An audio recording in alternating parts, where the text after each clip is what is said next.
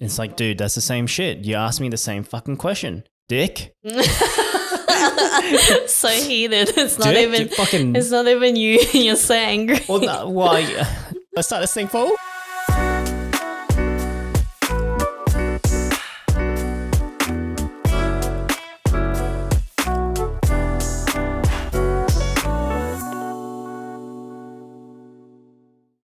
Welcome back to Ask the Duo podcast where we aim to build better mindset for better relationships, whether that is within yourself or with others. Yeah.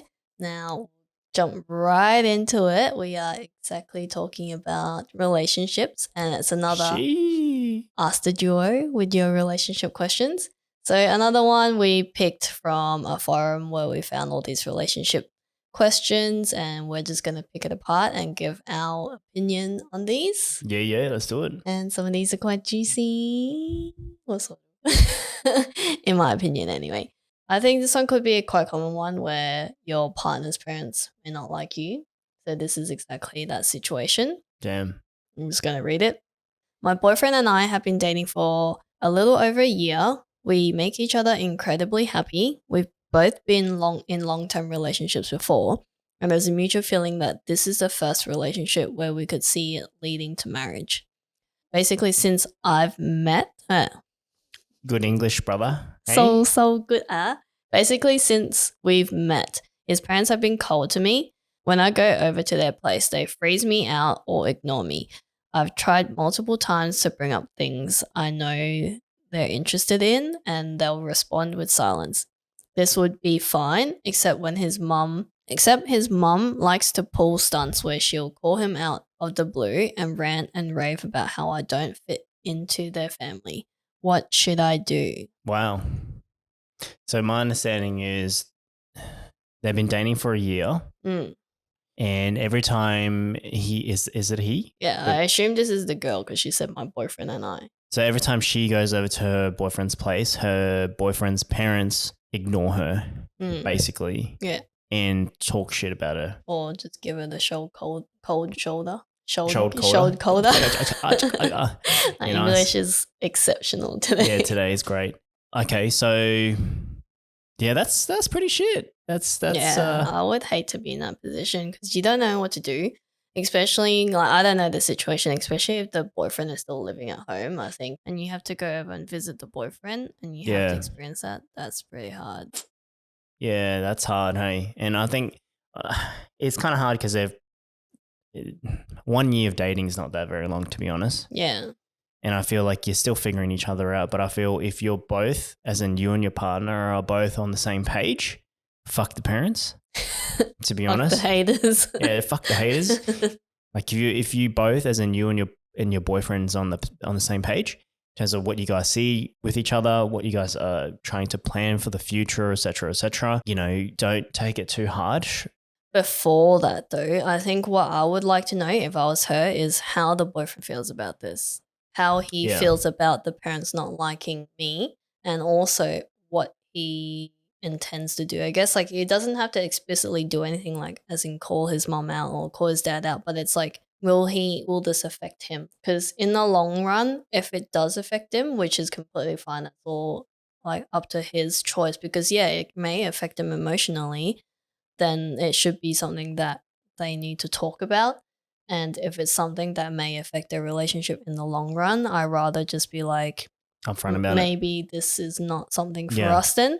But if he doesn't really mind, he knows that these are just his parents' opinion and he is fine with that. Like, as long as he's still caring, just there on the same page and there for each other, then I think it could be something that's just temporary until maybe you move out or you guys move together or whatever it is. I think from my point of view, what the boyfriend feels is quite important in this point in time. Yeah, of course. And that's what I'm saying. Like, if you're both on the same page, then you shouldn't really be too stressed out about the parents. But I can understand why it's disheartening to know that the parents doesn't like you. Yeah, because like if you're going to get married, eventually you're going to see them. And say you have kids. Like, are they going to look after your kids or are they going to help you? How are you going to have family gatherings without arguments? So those are the things that I would be kind of disheartened about. Yeah, and that's what I was saying before. You know, it's your lives. You both dictate the direction of where you guys go. So fuck the parents. But at the same time, exactly what you said, I think having that discussion with your partner is probably the biggest thing. And getting where he feels. I think as long as he supports you and he's there and in terms of the same page, then I think you should be fine. Nice. All right, next one. This one's about marriage. So how do I fix my marriage? My efforts are suffocating my wife. Over the last 2 years of our 8 years of marriage, we drifted apart to the point that she no longer loves me. I was depressed, took too long to find a job and contribute to our family budget. So he took too long to help out with the family budget. Was inattentive to her, so I understand why. Then earlier this year, I landed a great job and also contributing financially, started taking care of my health and looks, admitted my faults, and indicated strongly that I want to work on our issues. Now I regularly try to communicate my feelings and ask about hers. I'm also trying to learn who we are after 2 years of neglect and rebuild our lost connection. But she tells me that she needs space to figure herself out, that she wants to be alone to do that, and that I'm suffocating her. I can see how my actions is creating a heavy sense of expectation for her. The need to pretend in front of our 2 young kids is no doubt also heavy, but I don't know how to work on our marriage without suffocating her. Thoughts? Your 2 years a bit too late there, buddy, eh? Well, at least he's trying. Yeah, I know. I think, it's good that you've switched back around in terms of going from where you were to where you are now. And I think it's good that you realize that you fucked up. But I think 2 years is a fair bit of time that your wife had to deal with. And I think she needs that time to think about it too, because now she's like, hey, I've done 2 years of shit without you there. So now it's kind of like with the sudden change, I can see where she's coming from. Sudden change of where you are now, which is a good thing. But at the same time, it's like, well, that's 2 years of shit that she had to deal with. Mm. So maybe she's feeling like, okay, I need some time to breathe, or I need some time to readjust or reevaluate whether this change is what I really want. Yeah, and I think also depending on how he came back with this new change, it might be way too sudden. Like if you just randomly one day is like, hey, how are you feeling or how are you going? Like out of the blue after being so used to not having that sort of attention or affection, it is really weird. And you're like, is this for real? Like for the girl or for this wife at this point in time, you're like, is this for real? Like, is it temporary? Like, is this something that like, are they just doing it just cause they think they need to do it? So it's just, I think maybe have a massive discussion whether you've done it or not, but it's just like, let's just start off with a clean slate. Like I really do want to make this work. And I acknowledge, which sounds like he's already acknowledged that all the stuff that he's done, but just acknowledge that this is a completely clean slate and start to get to know each other from where you guys are now, as opposed to what you remember, what you used to be as a couple. Yeah, I think the main thing is the communication component. As long as you sit down and actually have that chat. I'm not too sure if that's something you did prior to the change, but I just feel like if you had that initial conversation prior to changing, then at least your partner would have been more understanding. It might be important where both sides, like both parties, to let go of all the expectations and face and whatever, like let go of everything and literally just start fresh. Like don't have any expectations, just be like, hey, I just want to get you to know you. Like yeah, today. I can see where you're coming from, but at the same time, I'm not too sure if the female's feeling that because she wants space. She doesn't want anything to do with him at this point in time. Yeah, no, like this is like letting her have her space and then like when you're ready, let's come back together and just start. Yeah, I think the biggest thing is reassuring her too, reassuring that you understand where she's coming from and give her that space, but still be there. Don't fucking go in hiding. Still hover around her, still do the small things to show you the love, the communication, the small acts of signs of doing things while showing the kids that you guys are still there. Because I think ultimately the kids are going to be affected the most, right? Because they're not going to see mum and dad together or, being mum and dad. So I think if you can still keep that face with the kids while showing your partner that from the actions, the small actions that you're reassuring her, I think that's going to help her feel more comfortable as time goes. I have a question though. Like say we had kids, right? And we had this issue and say I needed space and I moved from away or something for, say we were going to do it for a month, would you be honest with your kids and be like, hey, we're actually just working through something, so your mom and your dad are not going to be staying together, blah, blah, blah. Like, would you actually explain to them, or would you try and paint a perfect picture for them? I wouldn't paint a picture. I'd probably be honest with them. Yeah, I think I'll probably do the same.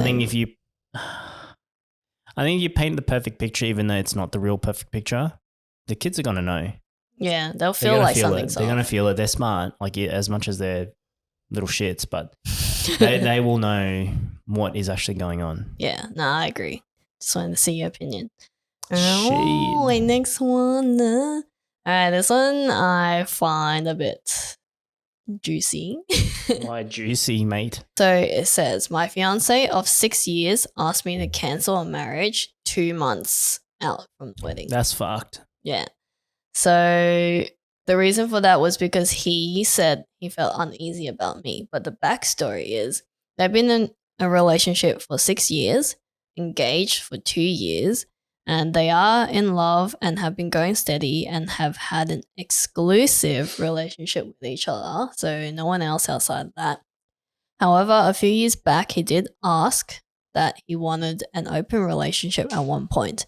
And she agreed. She was like, as long as we have ground rules, and she would also get to enjoy as well. So mutual on both sides. Now, around 2 months to their wedding, she found out that he's been messaging a girl from work and spending a lot of time with her, and also asked about their ground rules, to which they haven't discussed before, because this situation never ended up happening. Like when he asked about an open relationship back then, they never actually ended up going through or having that happen.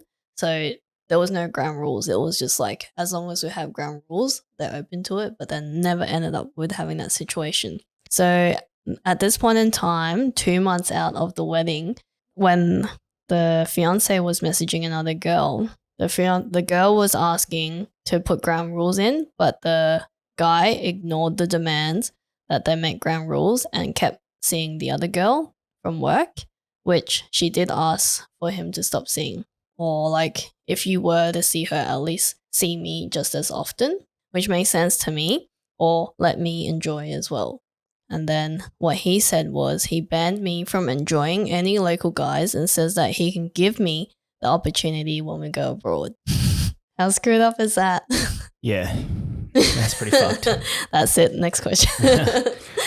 So I reckon I'm just going to go off the assumption based off the context. I would assume he has made a conclusion from that initial discussion when she said, as long as there's ground rules, because he's asked the question, he's under the assumption that it's good to go.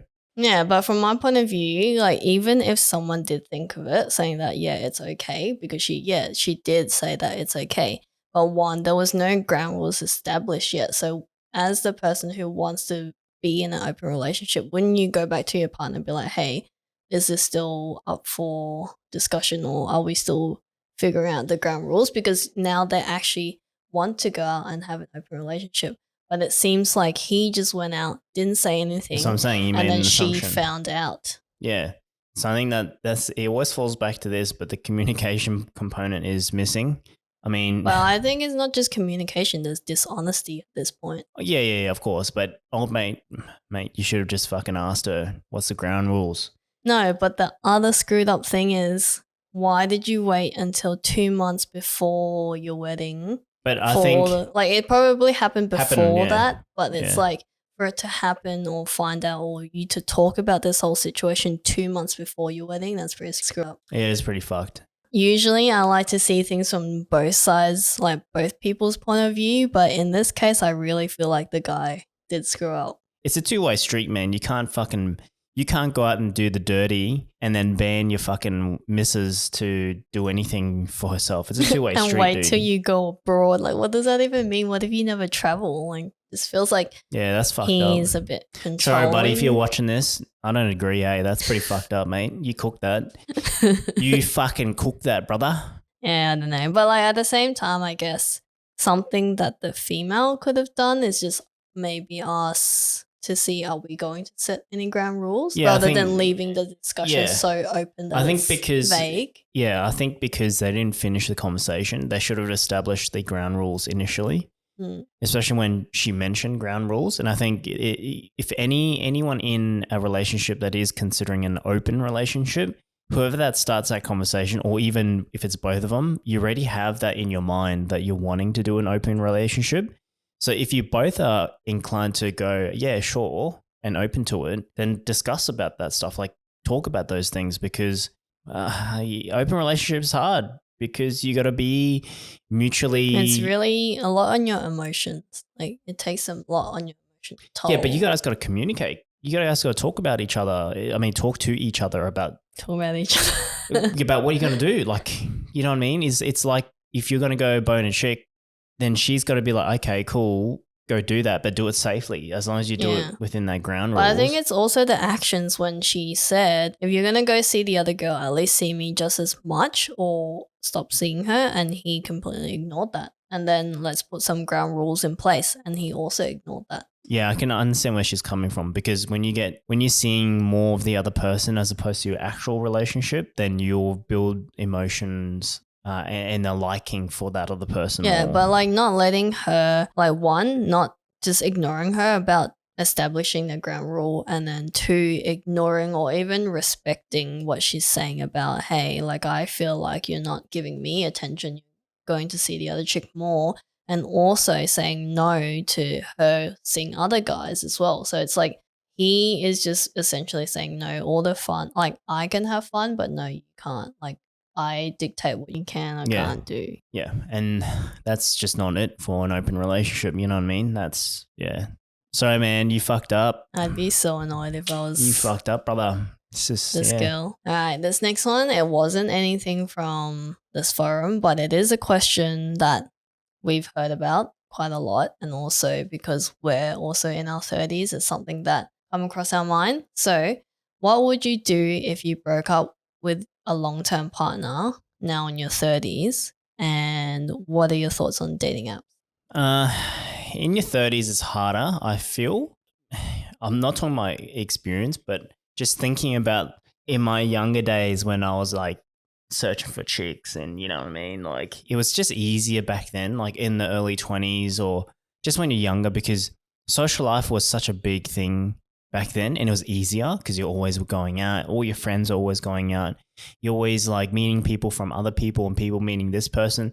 So just, I guess the social life was just, the opportunity pool was way bigger. Opportunity is much easier, and I think you're more inclined to be open about different personalities, different maturity levels. And you have more time to explore, I guess, in a way. Whereas in your 30s, you've learnt what you like, you learnt what you don't like. So now your opportunities are smaller because you know exactly what you want. Yeah. And then people around that age may have been settled down already. They've got partners, they've established in their work, blah, blah, blah, all that kind of stuff. So your opportunity is a bit smaller. And time too, because I would assume by 30s you would have a developed career, or you're still trying to develop your career.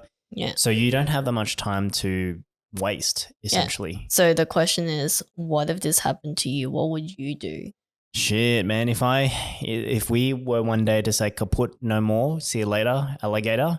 Man, I don't even think I would date. Hey. But why do you think I feel like when you look at dating apps like, what is it? Bumble, Hinge, Tinder, things like that. Coffee meets bagel. East meets East, or was it East meets West, or whatever the hell it is. Yeah, anyways. Like those kind of apps, I find that's hard because it's all, the initial conversation is all an assumption of your image. So depending on your profile, how your profile's put together, your pictures that you've taken, everyone's going to judge you by the photo and your profile. And that's very hard, because what if I had a photo that was not as attractive to someone else? I guess from a female's perspective, or even vice versa, you're more inclined to swipe right because of your physical capabilities, right? So I think from an app perspective, it's hard, so man. You don't think you'd use app?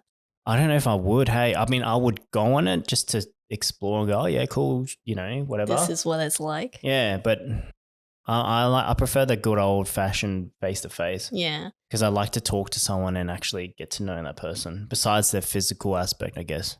I think in my case, I think what I generally do in any situation, like any hardship, whatever, I just take it as it is. Like I don't ever put a plan to it and be like, okay, I need to go back out and I need to find a partner. I need to do this. I need to do that. Like usually whatever happens to me in a challenging time, like, okay, this is what it is. Life goes on. I'll just go out and I'll just do me.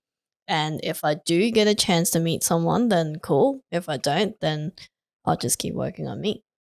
Yeah, I think I would probably do the same thing. Like I was saying, time's valuable, so I wouldn't have that much time to sort of go out there and chase. Yeah, but at the same time, I'm just thinking at this point, I've been in a long-term relationship. Now we've broken up. I will need to work on me because you're so heartbroken to the point that even if you went back out to date, you're not in a good place.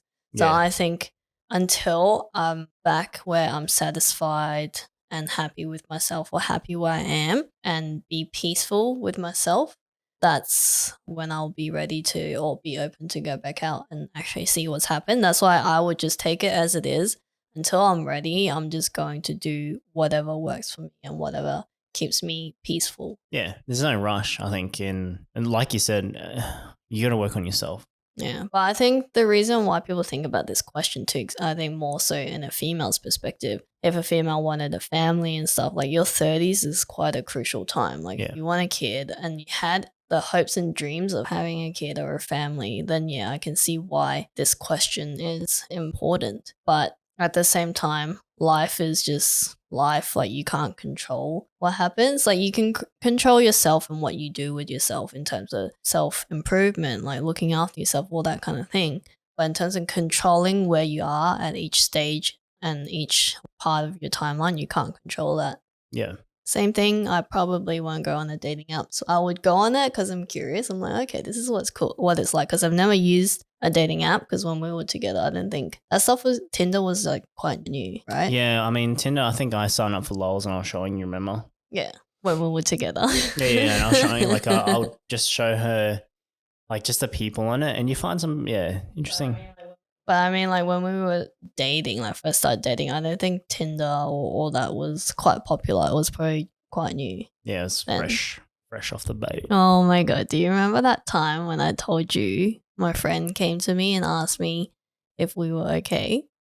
Because she saw your Tinder profile. Oh yeah, I remember now. Yeah. I remember that. Yeah. How embarrassing! But I think that was off the back of that time you made that Tinder account you just talked about, and you forgot about it. Yeah, that's right. Yeah, I remember that, and I remember I had the account and I left it, so I forgot about it. But this was probably like 2 years after. I think like a year or 2 years. It was like a really long time, and then I was like, huh? And I remembered you were showing me that Tinder account, and then she was asking about it because she never asked. Like she would never randomly come to me and be like, "Are you guys okay?"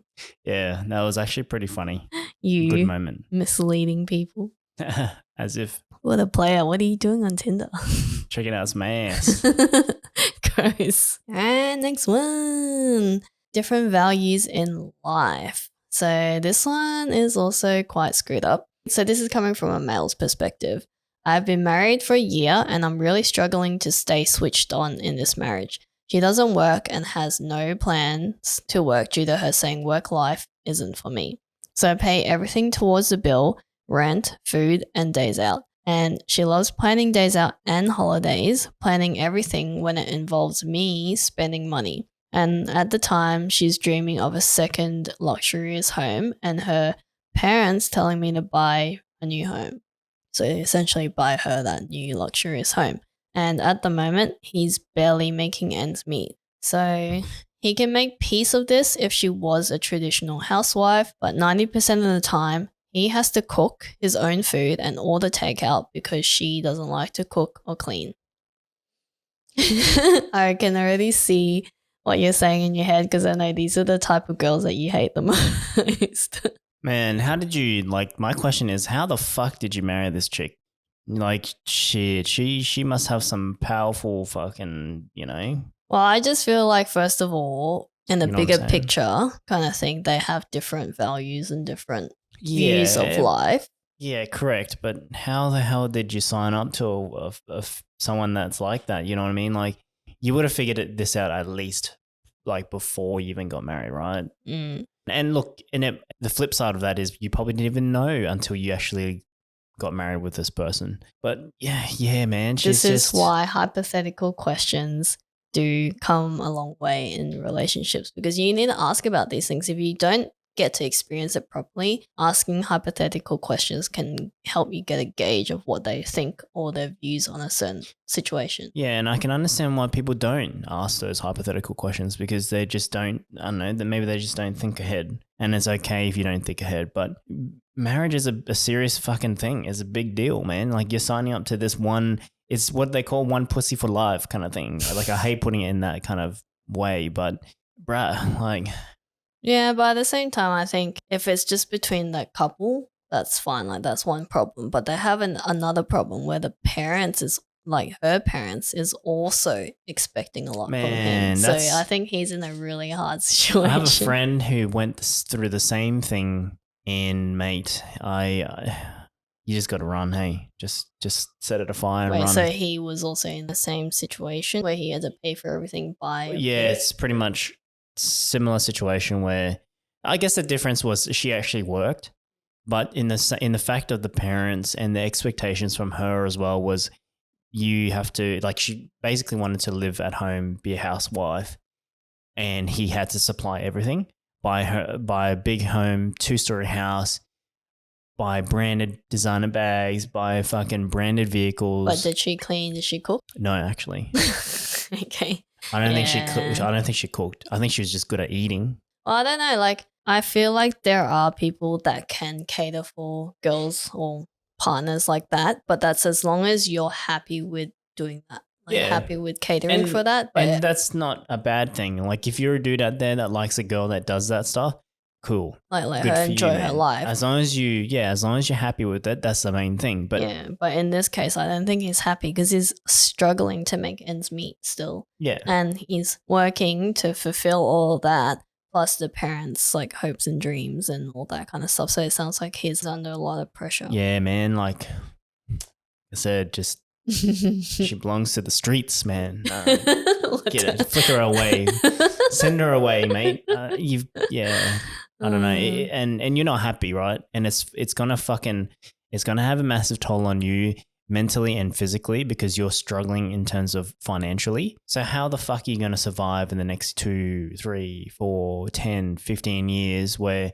more and more expectations will be? You start having kids, not just kids, but you know, like when you have kids, are you gonna be looking after the kids on top of working and trying to fulfill the hopes and dreams of everyone around you? I think at this point, this guy needs to start to think for himself and look after himself as well, because he's just as important. Yeah. And I think at the same time, if one point in time you guys were both truly happy together, but every relationship evolves, every relationship changes. And if that change doesn't like align with your current values and your ambitions and all that, then it may be something that you have to talk about. Yeah, man. Like, no. Flick it to the streets. Flick it to the streets, brother. No, send her away. Get it out. That's just not good. No good, man. No good. Yeah. All right. This one's the last one that we have. The too long didn't read version is, my boyfriend wants to sleep around his... No. Yeah, that sounded bad already. Your ESL for life today is hard, mate. English as a second language for you guys. Language. Yeah, too long didn't read. My boyfriend wants to sleep around his ex's place, and I'm not sure whether to let him or not. So that's a too long didn't read. And then long version. So my boyfriend has to make a work trip. Is that it? No. Is that it? Let him sleep at her fucking exes, man. Shit. No, okay. So my boyfriend has to make a work trip, and he asked me if it's okay if he stayed with his exes. With his exes. That's a lot of exes, man. Damn, he's on a mission. This is a great podcast. This is juicy. He asked me if it's okay if he stayed with his ex for a night while he is there. And he said he would also like to visit their cat that they had together. So me and my boyfriend have been together for over a year now. I told him that this gives me an uneasy feeling. And when I told him this, he told me he was also thinking of saving money on a hotel. But I was also met with comments like, I can't believe that you think that low of me. It makes me sad that you think that I would go there and cheat on you. But she has never mentioned anything about thinking that he would cheat. It was just saying that I was uneasy about you staying over at an ex's house. And then he said he was just asking for my opinion, but it was clear that he wasn't asking for an opinion because of how upset he was with my opinion. So what are your thoughts? Like, if you were in her position, what would you be doing? I'd tell him to fucking relax. He needs to fucking take a chill pill, man. Take a chill pill, mate. bro. Because he's asked her, right? Yeah. So if he's asked her, then obviously that's asking for your opinion or how do you feel on that situation. Yeah, and then he just went. If he went fucking bananas, he needs to fucking relax, all right? Just fucking relax, brother. Just chill, all right? You ask me the question, I'm going to fucking answer it. Yeah. So first things first is I can understand where he's coming from in terms of saving money, but I think with respect to the relationship, though, that is a bit. I can see and totally understand why the girl is uneasy. Yeah, but you left the main component out. It's all about the cat, man. All right, the cat is the most important thing. All right, the pet is the most important thing. Got to look after the pets. Well, okay. Outside of the cat thing, though, on a serious note, it doesn't like I can see where he's coming from in terms of saving money. I get that, but at the same time, if I was her, I'd ask him the same question and be like, well, how do you think it feels from my point of view when you're staying at your ex's place, sleeping at your ex's place over for a night, regardless of what your true intentions were? Like if his intentions were to not and was to save money, but still you got to think of it from her perspective. It looks weird. It sounds sus, right? Well, at the same time, I would be asking if it's a work trip, can work compensate for your hotel spend? Like that's also another question. Like, true. Why are you forking money out for your work trip? That's a good point. But we don't know that, right? We don't know if the work can subsidize or can support when it comes to that, right? Yeah, and I'm a big person in terms of people's actions. So if this was a very level-headed conversation and he was very understanding and reassuring that there's nothing that's going to happen, blah, blah, blah, then this conversation may have ended differently. But with the way that he flipped the switch and went ham, went crazy and psycho, well, not psycho, but went. He arced up because he made an assumption that she was thinking that he was going to cheat on her. Yeah, so to me, I'd be like, okay, didn't mention anything about cheating, but you already assumed that I was thinking that. Then doesn't that already show that you have something that you're thinking about in your own head? But to give it to him, he started the conversation first. So his intent was to let her know, hey, to save money, can I stay at my thingy's ex's place? So I think his intentions was true in the fact that he was telling her, because from his perspective, he could have just fucking hidden it and not told her that he's staying at his ex's place. There could be different things, or he wanted to look like he had the intentions of only staying there. Only staying there but getting a pussy, eh? So like he can come back and say that I told you that I was staying at the ex's, but really he had other intentions. He had intentions to They could go in many different ways, and that's why I think the way that he reacted also could show, I'm not saying that this is what happened, could show what he was actually thinking in his head. But I still think it was a bit crazy for him to react like that. Like to jump to an assumption that, you know, she was accusing him of doing something dirty. Yeah. Which, I mean, the communication line there started off with good intentions, but it should have continued to be with that as well. But then the last part, he said he was just asking for my opinion, but then when she did reply with what she thought, he didn't respect that. So what was the point in asking? Yeah, and I think that's what I was saying. He made an assumption that she was implying that he was doing the dirty. That's why he wasn't respectful. So I think, look, all in all, for her, I would definitely ask him to chill. I think you've got to ask him from a perspective of what you see as well, because he doesn't clearly see that. And I think if you put in an analytical point of view, where an analogy point of view where he can understand where you're thinking, then that's going to level out the playing field in terms of the it's not communication. just that. I'd be like, let's flip it. If I was to stay at my ex's house and, visit my dog, like, how would you feel? Yeah. And then that's how you're going to get your answer in terms of how he feels. Because if he's like, no, you can't do that, then it's like exactly the same thing. It's like, dude, that's the same shit. You asked me the same fucking question, dick. So heated. It's not It's not even you. You're so angry. Well, why?